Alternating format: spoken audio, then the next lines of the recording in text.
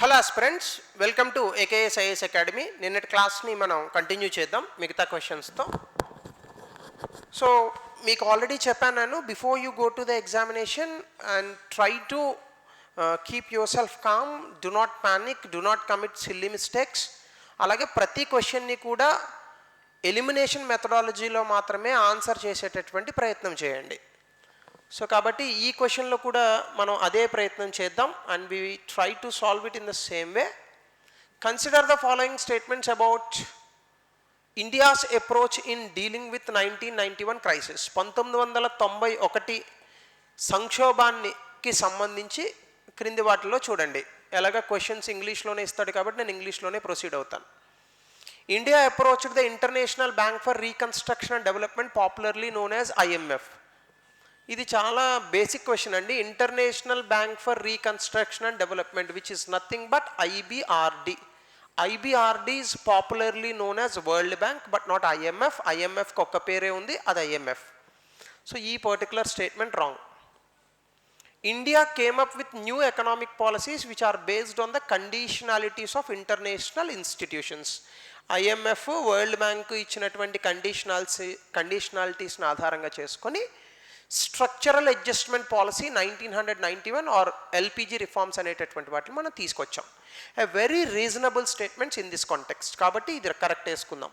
So ఒకటి తప్పు ఉన్నటువంటి ఆప్షన్స్, రెండు కరెక్ట్ ఉన్న ఆప్షన్ ఇది ఒకటే.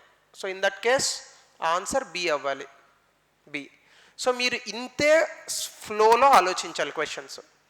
మీరు ఇదే ఫ్లోలో కనుక ఆలోచిస్తే, ఇదే స్మూత్ ఫ్లోలో కనుక ఆలోచిస్తే ఖచ్చితంగా first of all 70 to 80 marks within no time you will be able to get.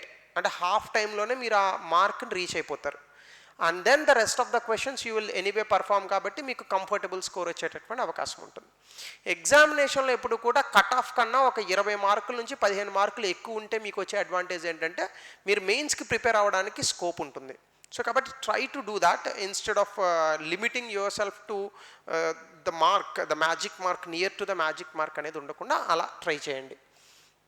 అలాగే with reference to the measurements of dimensions of human development index, very easy question అండి ఇది. హ్యూమన్ డెవలప్మెంట్ ఇండెక్స్కి సంబంధించి క్రింది వాటిలో ఏవి పారామీటర్స్? సాధారణంగా 3 ఉంటాయి నాకు తెలిసినంత వరకు. ఒకటి ఏంటంటే లైఫ్ ఎక్స్పెక్టెన్సీ అట్ బర్త్, రెండోదేమో మన ఎడ్యుకేషన్కి సంబంధించింది, మూడోదేమో జీడిపి, ఇది 2010 వరకు పాటించారు. దాని తర్వాత జిఎన్ఐ పెర్ క్యాపిటల్ తీసుకున్నారు. సో డైరెక్ట్గా ఇచ్చేసాడు. So all of the above ఇలాంటి క్వశ్చన్స్ అసలు చూడగానే పెట్టేయచ్చు అనమాట. So in that condition also this is a very easy question. అంటే కొన్ని క్వశ్చన్లు ఈజీ ఇవ్వకపోతే మీరు ఫీల్ అవుతారని చెప్పి కొన్ని ఈజీ క్వశ్చన్స్ ఇచ్చాను.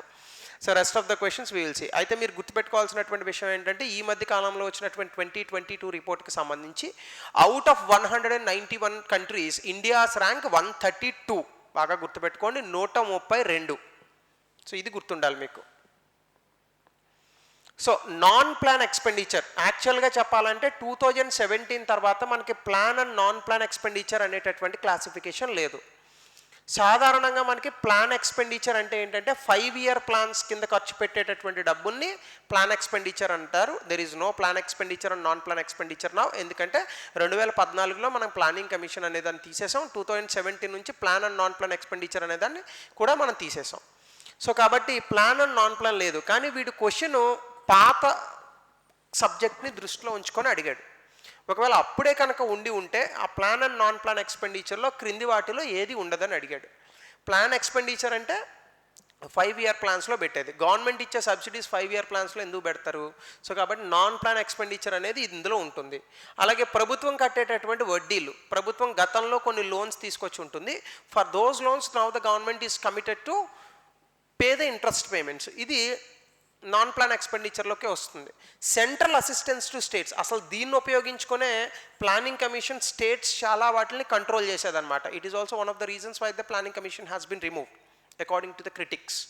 ఆ కంటెక్స్లో మీకు సెంట్రల్ అసిస్టెన్స్ ఫర్ స్టేట్ అనేటటువంటిది ప్లానింగ్ కమిషన్లో చాలా క్రూషియల్ రోల్. ఎందుకంటే ప్లానింగ్లో సెంట్రల్ గవర్నమెంట్లో ఏ ప్రభుత్వం అయితే ఉందో రాష్ట్ర ప్రభుత్వాల్లో తనకు నచ్చినటువంటి అంటే ఇప్పుడు ఫర్ ఎగ్జాంపుల్ బీజేపీ ఉంది, మొన్న కర్ణాటకలో కాంగ్రెస్ గెలిచింది. ఇప్పుడు ప్లానింగ్ కమిషన్ ఉందనుకోండి, ఈ సెంట్రల్ అసిస్టెన్స్ ఫర్ స్టేట్స్ కర్ణాటకకి ఇవ్వరు. ఇంకా తక్కువ ఇస్తారు లేదంటే. సో అలా స్టేట్స్ని కంట్రోల్ చేయడానికి ఈ సెంట్రల్ అసిస్టెంట్ ఫర్ స్టేట్స్ అనేటటువంటిదని అప్పట్లో ప్లానింగ్ కమిషన్లో వాడేవారు. ఇది ఎక్కువ క్రిటిసిజం ప్లానింగ్ కమిషన్కి సంబంధించి. సో కాబట్టి ఇది తీసేయచ్చు. బ్యూటీ ఆఫ్ ద క్వశ్చన్ ఏంటంటే ఈ రెండు తీసేయండి, మీరు 50% రీచ్ అయ్యారు. సబ్సిడీస్ ఎంతో, ఇంట్రెస్ట్ పేమెంట్స్ కూడా అంతే, అవి కూడా మీకు నాన్ ప్లాన్ ఎక్స్పెండిచర్లోకే వస్తాయి. సో ఆబ్వియస్గా ఆన్సర్ 1 and 2 అవ్వాలి అట్ ఎనీ కాస్ట్. సో మీరు ఇలా స్మూత్గా ఆలోచించాలి, అంటే ఎక్కడా కూడా క్వశ్చన్ నుంచి డీవియేట్ అవ్వకూడదు, ఆప్షన్స్ నుంచి డీవియేట్ అవ్వకూడదు, ఉన్న క్వశ్చన్కే స్టిక్ ఆన్ అయి ఉండాలి. ఇచ్చినటువంటి క్వశ్చన్ని ఒక పర్టికులర్ టైంలోనే మీరు రావాలి. ఇవన్నీ రావాలంటే మీకు బేసిక్స్ ఉండాలి. సో కాబట్టి రివైజ్ లాస్ట్ ఇంకో 2-3 డేస్ ఉంది కాబట్టి ఈ టైంలో మీరు రివిజన్ చేసుకోవాలంటే చేయండి, కొత్తవి ఏవి చదవద్దు. Already the time is over. లేదా మీరు ఆల్రెడీ చేసిన టెస్ట్ సిరీస్ని మళ్ళా చూడండి. సో ఆ కంటెక్స్లో ఆన్సర్ ఏ. నాన్ ప్లాన్ ఎక్స్పెండిచర్ అనే ఒక జర్నల్ టర్మ్, దాన్ని నేను ఎక్స్ప్లెయిన్ చేశాను, కావాలంటే నేను పక్కకుంటాను, మీరు ఇది స్క్రీన్ షాట్ తీసుకొని ఆఫ్టర్ ద ఎగ్జామినేషన్ మీరు చదువుకోండి. సో నెక్స్ట్ వచ్చేసి thing is nominal GDP is calculated in a way that goods and services are evaluated at constant price.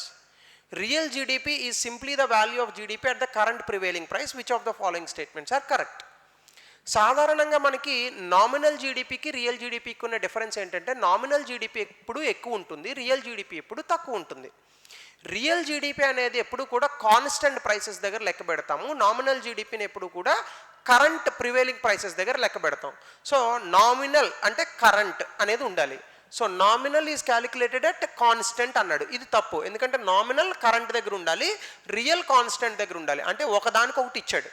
సాధారణంగా మీరు ఎగ్జామ్లోకి వెళ్ళినప్పుడు కొన్ని చీట్ కోడ్స్ ద్వారా మీరు ఆన్సర్స్ పెట్టచ్చు. ఎట్లా అంటే ఏదైనా ఇలాంటి నామినల్ రియల్ ఇట్లాంటి క్వశ్చన్స్ వచ్చినాయి అనుకోండి, ఎప్పుడు కూడా ఇక్కడ రియల్ జీడిపి అన్నాడు, ఈ ప్లేస్లో ఇది పెట్టండి, ఈ ప్లేస్లో ఇది పెట్టి ఆప్షన్ చదవండి, అప్పుడు మీకు ఒక క్లారిటీ వస్తుంది. 2, మీకు పాలిటీ లాంటి ఎగ్జామ్లో కూడా ఇంకో ఇవి కనిపిస్తాయి, president, prime minister, chief justice of India.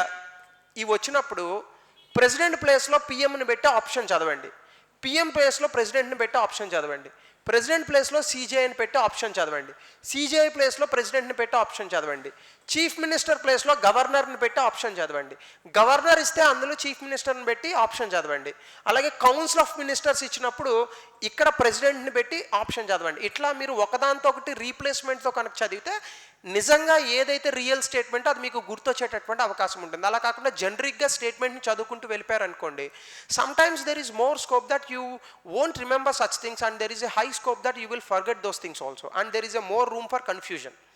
So if you allow yourself in a ambit of confusion, especially in the examination hall, so that proves you very costly. So kabatti avi cheyaddu. So silly mistakes అనేటటువంటివి మనం avoid చేయాలి. So silly mistakes are not silly mistakes until you do them.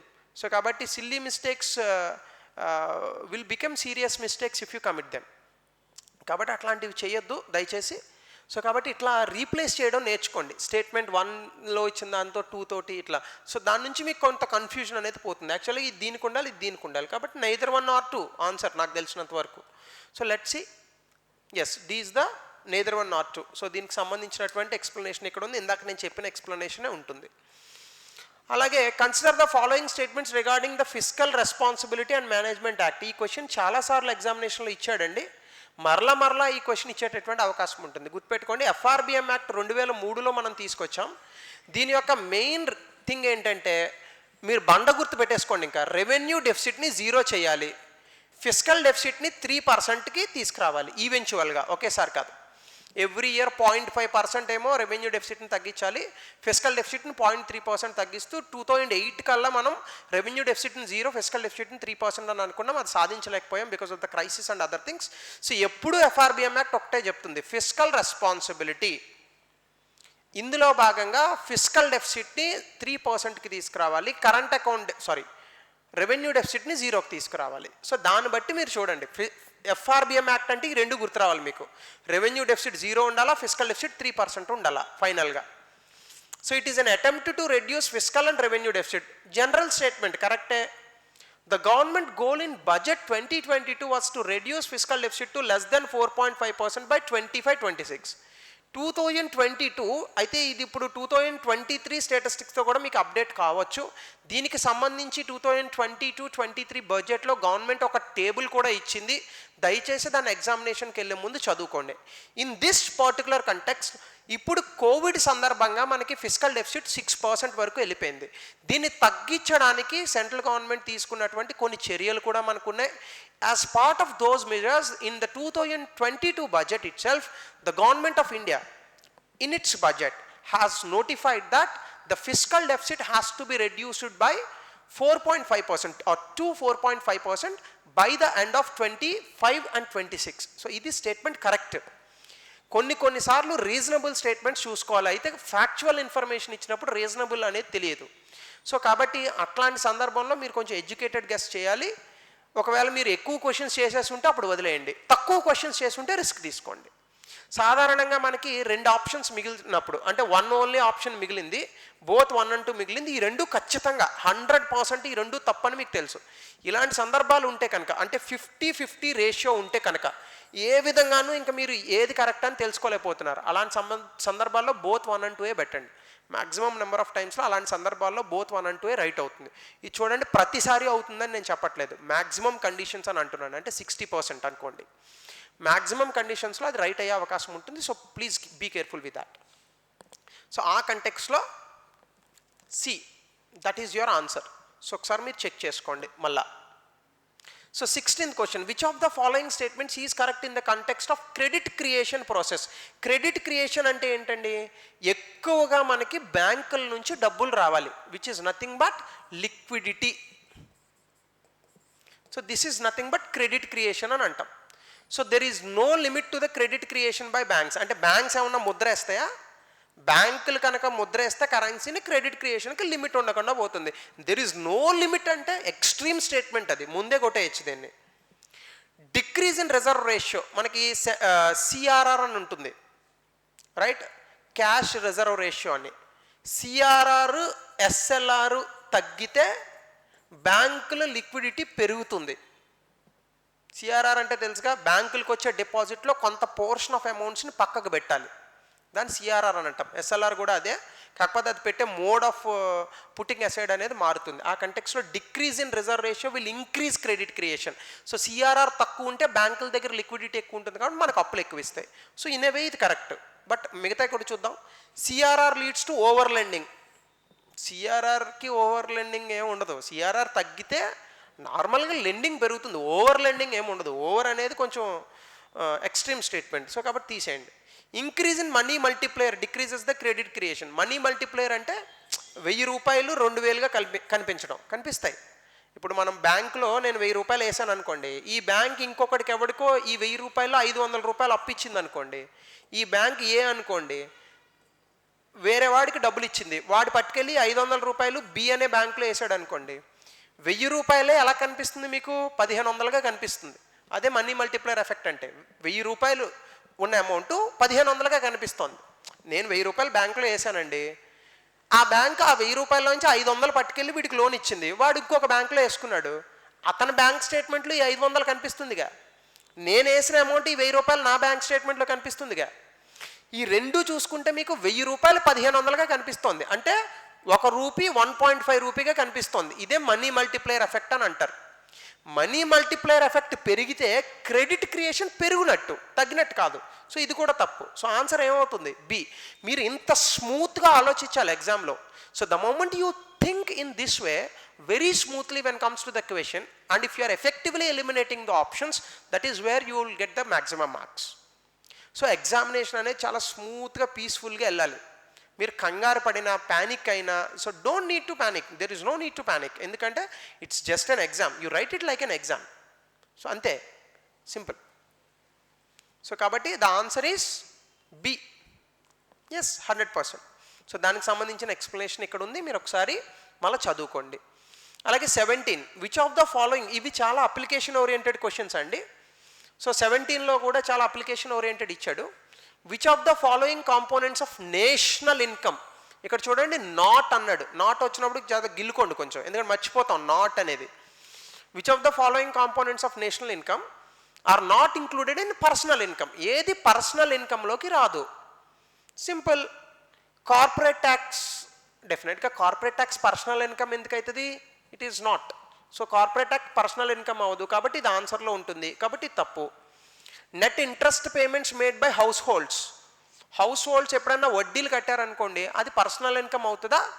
అవ్వదు. So ఇది కూడా తీసేసేయండి, ఇది కూడా personal ఇన్కమ్లోకి రాదు. Undistributed profits of government enterprises, ప్రభుత్వానికి వచ్చిన లాభం నా పర్సనల్ ఇన్కమ్ ఎలా అవుతుంది? అవ్వదు. సో ఇది కూడా తప్పు. సో ఇది కూడా ఆన్సర్లో ఉంటుంది. పర్సనల్ ట్యాక్స్ పేమెంట్స్, అది పర్సనల్ ఇన్కమేగా, నా పర్సనల్ ఇన్కమ్ని బట్టే కదా నేను ట్యాక్స్ పే చేస్తాను. సో ఇది అవుతుంది. So this will not be in the answer. So 4 ఆప్షన్స్లో ఎక్కడ లేదు. సో కాబట్టి నాకు యూజ్ అవుతుంది. Direct cash benefits to LPG subsidy. ఇప్పుడు మనం for example LPG gas cylinder కొంటే మన దాంట్లో ఒక 50 రూపాయలు 250 రూపాయలు పడతాయి, మన పర్సనల్ ఇన్కమ్ కింద వస్తుంది. So this is part of personal income. So 5 ఉండదు, 5 కొట్టేసేయండి. అసలు మీరు 5 ఒక్కదాన్ని ఎలిమినేట్ చేయగలిగితే మీకు ఆన్సర్ వచ్చేసింది ఏ. ఇలాంటి క్వశ్చన్స్ కనీసం ఒక 20 క్వశ్చన్లు ఉంటాయి. 20 × 2 40 మార్క్స్, 20 నుంచి 25 క్వశ్చన్లు ఉంటాయి. అంటే 50 మార్కులు కట్ ఆఫ్ కన్నా మోర్ దెన్ హాఫ్ మీకు ఉంటాయి marks. It is very important how you find them, మీరు వాటిని ఎలా కనిపెడతారనేటటువంటిది ఇంపార్టెంట్. సో ఆ కంటెక్స్లో చూస్తే మనకి ఏ ఆన్సర్ అవ్వాలి? Yes, definitely. సో మీరు అది చూసుకోండి. ఓకే. సో 5 ఆప్షన్ ఎలా అయితే ఎలిమినేట్ చేసామో మనం ఇప్పుడు, అలా మీరు ఎగ్జామినేషన్ హాల్లో చాలా స్మూత్గా ఎలిమినేట్ చేయాలి. అలాగే what do you understand by the term skewflation? Direct question, ఇట్లాంటి క్వశ్చన్స్కి లాజిక్స్ ఏముండవు. స్క్యూఫ్లేషన్ అంటే ఏంటంటే, ఏవైనా కొన్ని గూడ్స్ మిగతా గూడ్స్తో కంపేర్ చేస్తే హెవీ ప్రైసెస్ కనుక పెరిగిపోతే దాన్ని స్క్యూఫ్లేషన్ అని అంటారు. ఇప్పుడు ఫర్ ఎగ్జాంపుల్ మీకు ఫెస్టివల్స్ టైమ్స్లో బస్ ఛార్జెస్ చాలా విపరీతంగా పెరుగుతాయి, మిగతా ఛార్జెస్ ఏం పెరగవు, కానీ బస్ ఛార్జ్ ఒక్కటి పెరుగుతుంది, అది స్క్యూఫ్లేషన్. సార్ చూడండి, it is a situation in which inflation rate is high and economic growth is stagnated. కాదు, it is a situation in which price levels of few goods increases at faster rate compared to others. ఇదే మిగతా గూడ్స్తో పోల్చుకుంటే కొన్ని goods చాలా ఫాస్ట్గా వెళ్తాయి అన్నమాట prices. That is called skewflation. So that is the answer. 2 19th question, which of the following are part of transfer payments? వేటిల్ని transfer payments అని అంటారు? Unemployment allowance, subsidies, old age pensions. Unemployment allowance, subsidies transfer payments ఎట్లా అవుతాయండి? Subsidies కావు కదా. So C అవ్వాలి అప్పుడు ఆబ్వియస్గా, అంతే, సింపుల్. సబ్సిడీ అనేది it's a benefit, subsidy transfer payment కాదు, సబ్సిడీ ప్రభుత్వం మనకి ఇచ్చే benefit. Old age pension government తన అకౌంట్లోంచి ఓల్డ్ ఏజ్లో ఉన్న వ్యక్తులకి ట్రాన్స్ఫర్ చేస్తుంది. అన్ఎంప్లాయిడ్ అలవెన్స్ కూడా అంతే, ట్రాన్స్ఫర్ చేస్తారు. సబ్సిడీ అనేది ఇట్స్ ఎ బెనిఫిట్, ఈ 2 బెనిఫిట్స్ కాదు, ట్రాన్స్ఫర్స్. సో కాబట్టి 2 ఎలిమినేట్ చేస్తే మీకు డైరెక్ట్గా ఆన్సర్ సి. సో ఇలాంటి క్వశ్చన్సే ఉంటాయండి, ఒక 25 క్వశ్చన్స్ ఉంటాయి ఇట్లాంటివి. వాటిని మీరు కరెక్ట్గా చేశారనుకోండి, done, you are done with your exam. So which of the following is correct regarding capital adequacy ratio? మనకి ఇది చాలా easy question. Tier 1, tier 2, tier 3 capitals అని బసేల్ నామ్స్లో భాగంగా ఎన్పిఎస్ పెరిగే కొద్దీ కూడా కొంత అమౌంట్ని పక్కకు పెట్టాలి, దాన్నే క్యాపిటల్ ఎడిక్వసీ రేషియో అని అంటారు. అంటే నాన్ పర్ఫార్మింగ్ అసెట్స్ ఏ బ్యాంక్ అయితే పెరుగుతున్నాయో ఆ bank it has to maintain the sufficient capital ratio also. దాన్ని బసేల్ నామ్స్లో తీసుకొచ్చారు, బసేల్ అకార్డ్ ద్వారా వచ్చింది. చూడండి, effects inflation, no, it came through Basel accord, correct. It is same for banks, కాదు, ఒక్కొక్క బ్యాంక్కి మారుతూ ఉంటుంది. ఎన్బిఎఫ్సిస్ అందులోకి రావు, it's waste thing. So B answer అవుతుంది, బసేల్ అకార్డ్స్. గుర్తుపెట్టుకోండి, ఈ క్యాపిటల్ ఎడిక్వసీ రేషియో అన్న capital to risk weighted assets ratio, CAR అన్న సిఆర్ఏఆర్ అన్న ఒకటే, గుర్తుపెట్టుకోవాలి. So answer is capital adequacy ratio. Last question for today, negative interest rates అని దేన్ని అంటారు? డైరెక్ట్ క్వశ్చన్ ఇది. సో ఇందులో లాజిక్స్ ఏం పనికిరావు, you have to know the information. Negative interest rate అంటే ఏంటంటే, బ్యాంక్స్ లేదా ఆర్బీఐ సెంట్రల్ బ్యాంకు ఎప్పుడైనా క్రైసిస్ వచ్చినప్పుడు డిమాండ్ని పెంచడానికి 0 వడ్డీలకే రుణాలు ఇస్తుంది. 0 వడ్డీకి నాకు 1 కోటి రూపాయలు రుణం ఇచ్చింది అనుకోండి, బ్రహ్మాండంగా కళ్ళకద్దుకొని తీసుకుంటాను. 10 రూపాయలు వడ్డీకి ఇస్తే తీసుకోను. సో ఎప్పుడైనా ఎకానమీలో డిమాండ్ పెంచడానికి ఆర్బీఐ సెంట్రల్ బ్యాంక్ ఎప్పుడైనా కూడా 0%కే లోన్స్ ఇస్తే దాన్ని నెగిటివ్ ఇంట్రెస్ట్ రేట్స్ అని అంటారు. So it is an unconventional policy used by the central bank to push up inflation rates by reducing interest rates past zero. కొంత ఇన్ఫ్లేషన్ పెంచడానికి interest రేట్స్ని zero వరకు తీసుకొస్తే దాన్ని నెగిటివ్ ఇంట్రెస్ట్ రేట్స్ అని అంటారు.